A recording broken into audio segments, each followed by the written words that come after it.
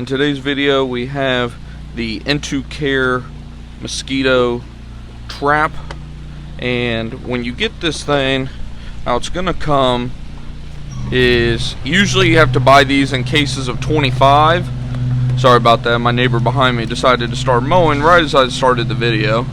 But what's gonna happen is you have to get these separately. Usually you have to buy cases of 25, so usually this is gonna be something you have to purchase as a service through a pest control company. If you live in the Dallas, Texas area, we provide the best pricing usually, from what I understand, for this setup. Usually you need 2 of them for an average yard. The bigger the yard, the more stations you need, traps, whatever you want to refer to them as.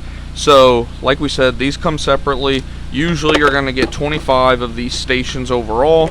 They're going to come with the top, the timer top, the sachet holder, and then of course the bucket that you're going to put the water in. So to put it together, you know, of course you're going to wrap the sachet around, which we've already kind of bent it. They're very easy to bend, these guys are. But you're going to wrap your sachet completely around this.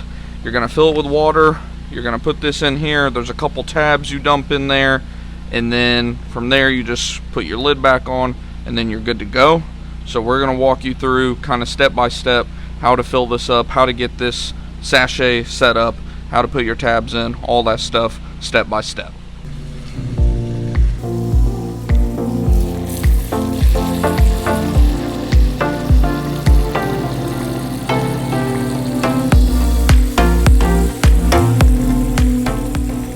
I wanted to show you guys a close-up of whenever you actually overfill this. I don't know if you guys can see the little slots there in the middle. It's like an overspill protection. It will actually leak completely through the bottom, so nothing to worry about. Got Siri going off on the watch. So you have nothing to worry about in terms of overfilling this thing. Just make sure that before you put your sachet in and your chemical in, that this thing has finished, you know, completely kind of draining out any excess. Maybe swoosh it around a little bit. Just better safe than sorry, just to make sure you don't have it overfilled or anything like that.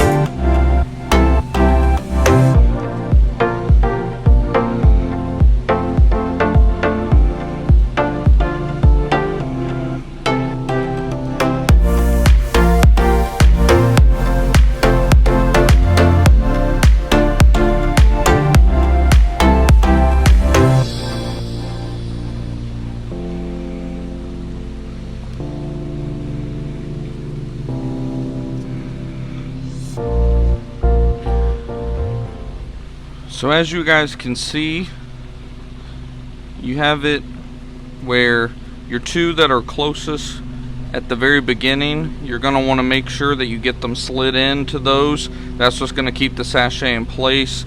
It almost kind of clicks in there. It doesn't necessarily click, but you can tell like you have to actually apply some strength to actually take the sachet off. So once you see that kind of everything is in place, there's also a couple little rivets that you can actually place the rest of the sachet in as you look around the rest of the trap or the rest of the sachet holder. So once you see you've got that in there, you're good to go ahead and just lightly kind of put it in there. And then you're going to take the rest of your contents. There should be like 2 tabs in here. You're good to go ahead and just put them in there. There's a little bit of dust in there too. One of my tabs is trying not to come out. There it goes. A little bit of dust in there. Just make sure all the contents get in there. And then that's kind of what it looks like in there. I don't know if you guys can see. Let me take you guys off my head.